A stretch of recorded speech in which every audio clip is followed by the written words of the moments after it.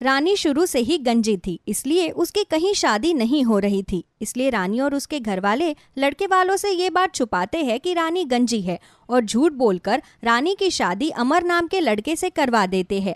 शादी के कुछ सालों तक सब सही चल रहा होता है, पर जब रानी की 2 जुड़वा बेटी हो जाती है, उसके बाद अमर को रानी के गंजेपन के बारे में पता चलता है तो उसके पैरों तले जमीन खिसक जाती है। और एक दिन अमर तिलमिलाते हुए रानी से कहता है, रानी, तुम शुरू से ही गंजी थी और हमारी शादी के 3 साल तक तुमने मुझे कुछ नहीं बताया और आज हमारे 2 जुड़वा बेटी हैं और परी हमारी सबसे बड़ी बेटी जो 1.5 साल की हो चुकी है। आखिर इतने सालों तक तुमने अपना इतना बड़ा सच मुझसे क्यों छुपाया?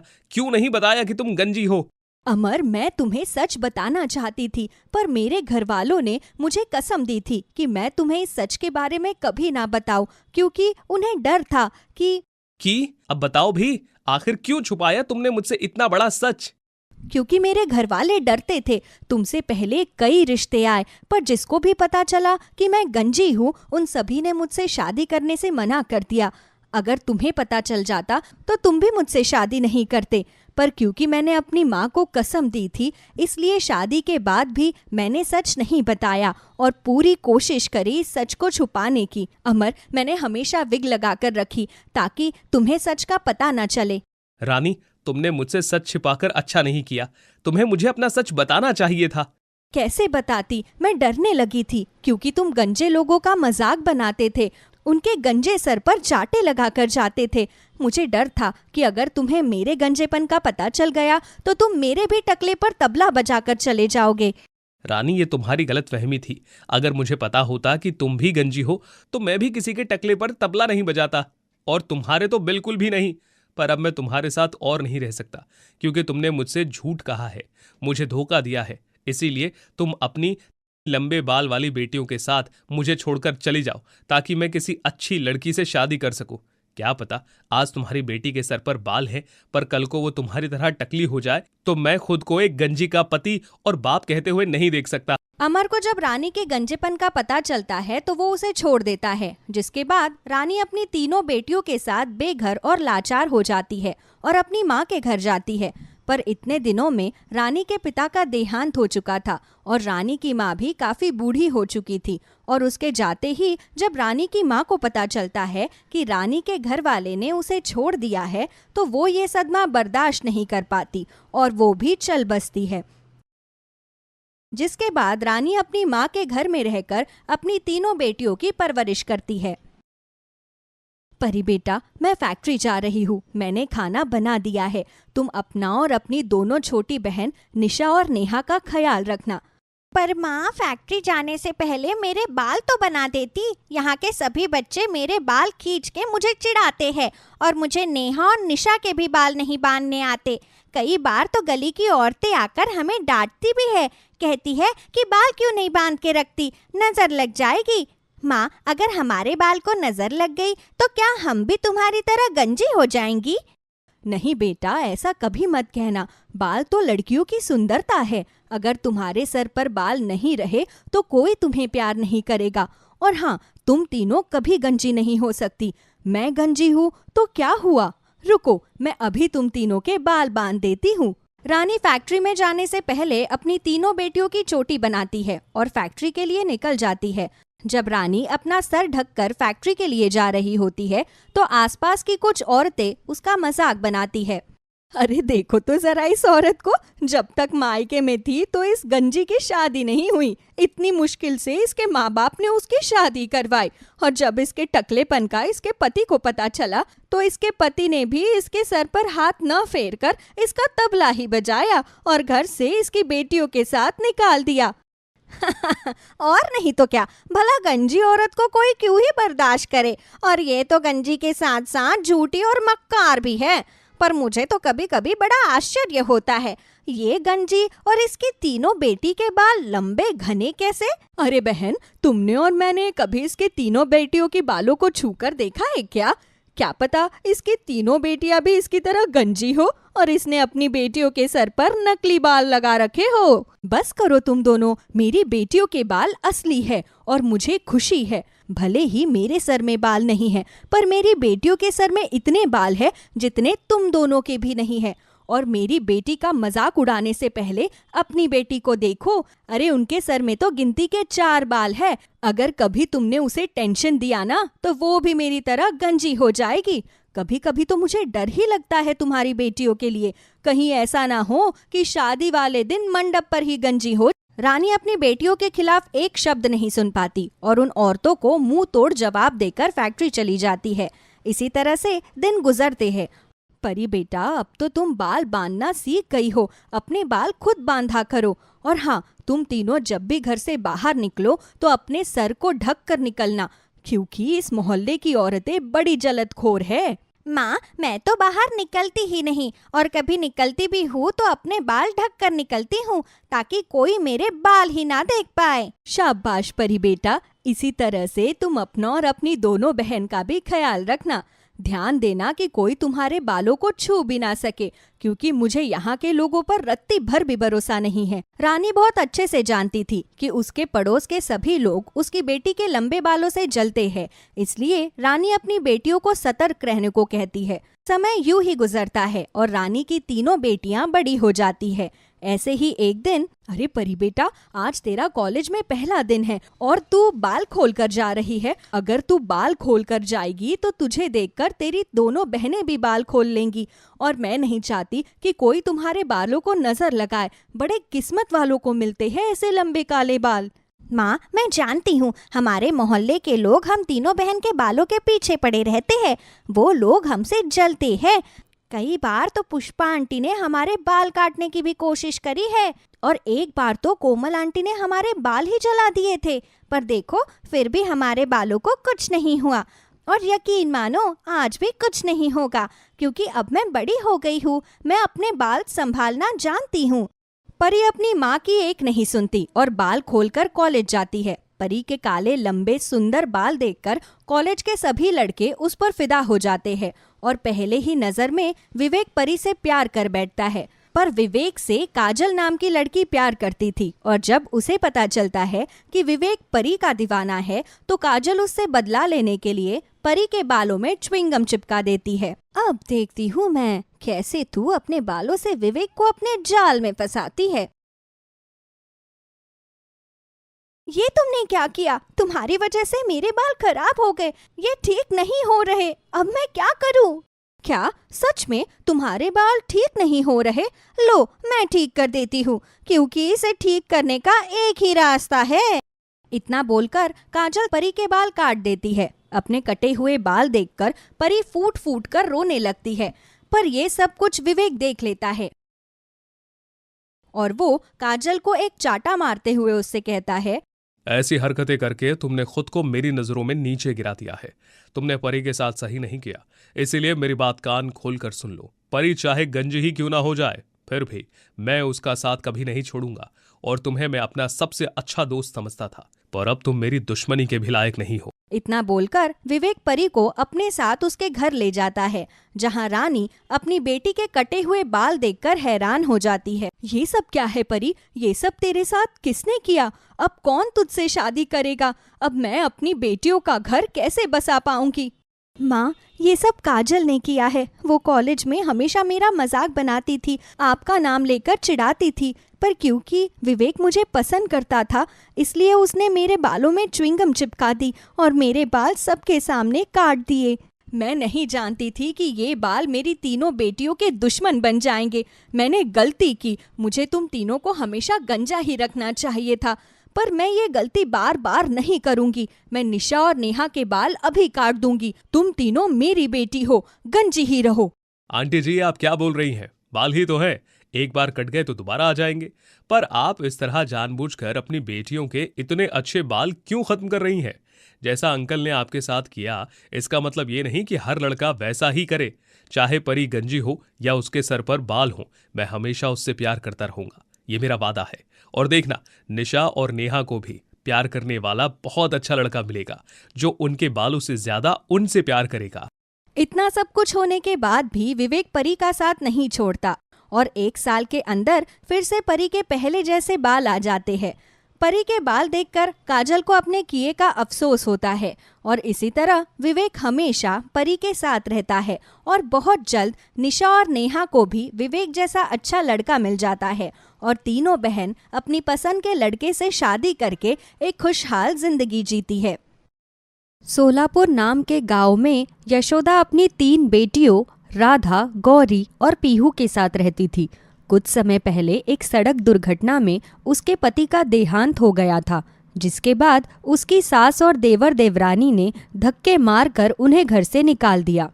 एक तो पहले ही यशोदा के सर से उसके पति का साया छिन गया था, ऊपर से उसके ससुराल वालों ने उसे और उसकी 3 बेटियों को घर से निकाल दिया।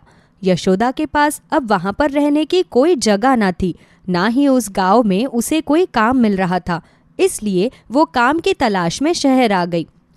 घर से भूखे प्यासे निकले उन्हें बहुत देर हो गई थी। उसकी बेटियां भी अब भूख से परेशान हो रही थी। माँ, माँ, मुझे बहुत जोर से भूख लग रही है, कुछ खाने को दो ना। हाँ माँ, हमने कल से कुछ भी नहीं खाया है, अब तो मुझे भी बहुत जोर से भूख लगने लगी है। क्या हमारे पास खाने के लिए कुछ नहीं है? नहीं बेटा, मेरे पास तो खाने के लिए कुछ नहीं है, लेकिन मैं कुछ ना कुछ इंतजाम करती हूँ। आगे कोई ढाबा आएगा तो मैं वहाँ तुम्हें खाना खिला दूंगी। वो थोड़ी दूर चलते हैं तो उन्हें सामने एक ढाबा दिखाई देता है। यशोदा अपनी तीनों बेटियों को उस ढाबे पर लेकर जाती है। भैया, मेरी बेटियों ने कल से कुछ भी नहीं खाया है। मेरे पास पैसे तो नहीं है, लेकिन बस बस, तुम्हें आगे बोलने की जरूरत नहीं है। तुम जैसी ना जाने शाम तक कितनी औरतें यहाँ पर आती हैं। धर्मशाला नहीं है, ढाबा है ये। आप मुझे गलत समझ रहे हैं भैया। मेरे पास आपको देने के लिए पैसे नहीं हैं, लेकिन मैं खाने के बदले आपके ढाबे पर काम कर दूंगी। अच्छा, तो फिर ठीक है।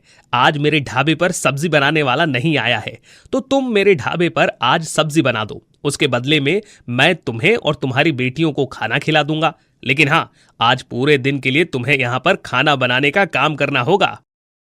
ठीक है भैया, मैं पूरे दिन यहाँ पर काम कर लूंगी।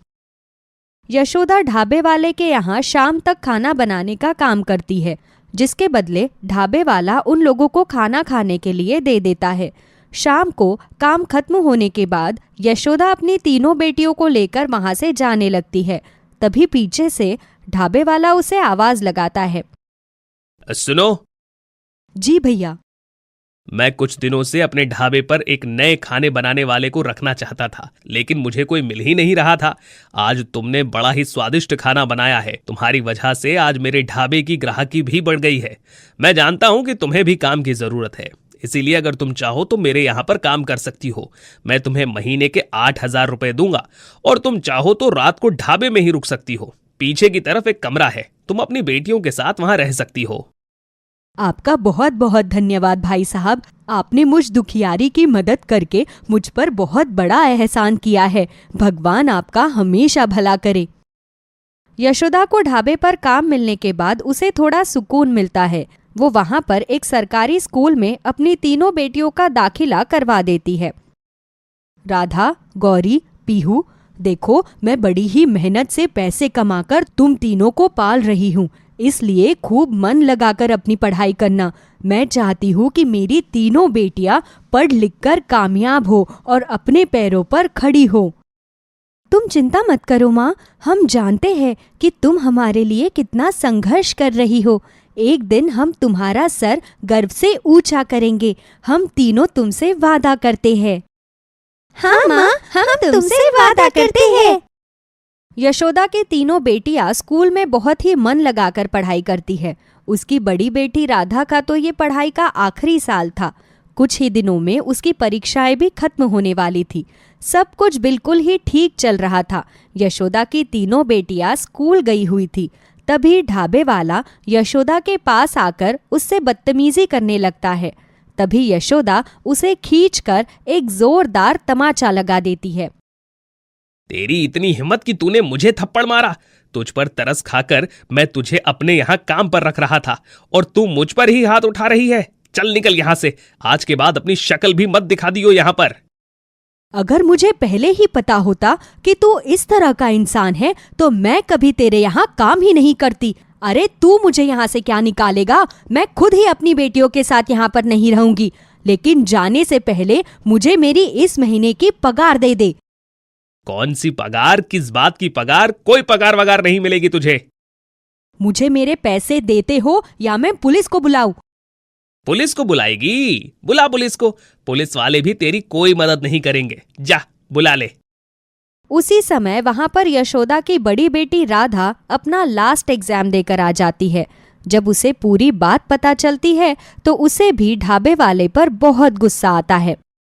तुम जैसे नीच इंसान को तो नर्क में भी जगह नहीं मिलेगी। गरीब लोगों की गरीबी का फायदा उठा रहा है ना। एक तो तूने माँ के साथ बदतमीजी की और अब उन्हें उनकी मेहनत के पैसे भी नहीं दे रहा। एक दिन तुझे तेरी करनी का फल जरूर मिलेगा, याद रखियो। हाँ चलो चलो निकलो यहाँ से, तुम जैसी 36 आती हैं। राधा सारा सामान लेकर अपनी माँ के साथ अपनी छोटी बहनों के स्कूल जाती है। वो वहाँ से उन्हें अपने साथ ले लेते हैं। वो रहने के लिए एक सुरक्षित जगह ढूंढने लगते हैं, लेकिन हर जगह का किराया इतना ज्यादा होता है कि वो वहाँ पर रहने के बारे में सोच भी नहीं पाते। भैया, इतना किराया देने की हमारी औकात नहीं है। आप हमें कोई ऐसा घर दे दीजिए जो थोड़ा सस्ता हो। देखो, एक सस्ता घर तो है। घर तो क्या ही बोलूं उसे, झोपड़ी ही समझ लो। छत भी टूटी फूटी है, लेकिन 2000 रुपए में इससे अच्छा तुम्हें कुछ और नहीं मिल सकता। तुम्हारे रहने का बंदोबस्त तो वहां पर हो ही जाएगा। ठीक है भैया, आप हमें वही टूटी फूटी झोपड़ी दिला दीजिए। मैं अपनी बेटियों के साथ वहीं रह लूंगी। यशोदा अपनी तीनों बेटियों के साथ उस टूटी फूटी झोपड़ी में रहने लगती है। क्या बात है माँ, तुम इतनी परेशान क्यों हो? अब तो हमें रहने के लिए एक जगह भी मिल गई। रहने के लिए जगह तो मिल गई बेटा, लेकिन हर महीने यहाँ का किराया भी तो भरना है, और अभी तो मेरे पास कोई काम भी नहीं है। अगले महीने मकान मालिक किराया मांगने आ जाएगा तो मैं कहाँ से उसे पैसे दूंगी? तुम चिंता मत करो माँ, मेरी 12वीं की परीक्षा खत्म हो गई है। यहाँ शहर में बहुत सारे कॉल सेंटर है, वहाँ पर हमेशा जॉब की वैकेंसी होती है। मैं कल इंटरव्यू देने जाऊंगी, और मेरी एक फ्रेंड की बहन वहाँ पर जॉब भी करती है, तो वहाँ पर आराम से मेरी नौकरी भी लग जाएगी। राधा अगले दिन इंटरव्यू देने जाती है और कॉल सेंटर में जॉब करनी शुरू कर देती है। यशोदा भी कुछ घरों का काम पकड़ लेती है। वो लोगों के घर साफ सफाई और खाना बनाने का काम करती है। उसकी बड़ी बेटी राधा पूरा दिन जॉब करती और रात के समय गवर्नमेंट एग्जाम क्लियर करने के लिए देर रात तक पढ़ाई करती। बेटा, तू तो पूरा दिन ऑफिस में इतना काम करती है, फिर पूरी रात पढ़ाई भी करती रहती है। अपने शरीर को थोड़ा आराम दे बेटा, ऐसे तो तू बीमार हो जाएगी। नहीं माँ, मुझे कुछ नहीं होगा। वैसे भी ये मेरी आराम करने की उम्र नहीं है। अभी तो मुझे बहुत मेहनत करनी है, कामयाब होना है। तुम्हें इस टूटी फूटी झोपड़ी से निकालकर तुम्हारे नाम पर आलीशान घर लेना है। मुझे तब तक चैन से नींद नहीं आएगी जब तक मैं कामयाब नहीं हो जाऊंगी। सिविल सर्विस का एग्जाम क्लियर करने के लिए राधा पूरी रात जाग जाग कर पढ़ाई करती है। साथ ही साथ वो अपनी ग्रेजुएशन की पढ़ाई भी डिस्टेंस लर्निंग से करती रहती है। अपनी मेहनत से वो अपने पहले ही अटेम्प्ट में सिविल सर्विस के एग्जाम क्लियर कर लेती है और एक IAS ऑफिसर बन जाती है। मेरी बच्ची, मुझे तुझ पर बहुत गर्व है। तूने ये दिखा दिया कि अगर किसी के अंदर कामयाब होने का जज्बा हो तो वो किसी भी हालात में पढ़ लिख कर कामयाब हो सकता है। तूने आज मेरे सीने को गर्व से चौड़ा कर दिया। यशोदा और उसकी दोनों बेटियां राधा के गले से लग जाती है। अपनी बेटी को कामयाब देखकर यशोदा की आंखों में आंसू आ जाते हैं।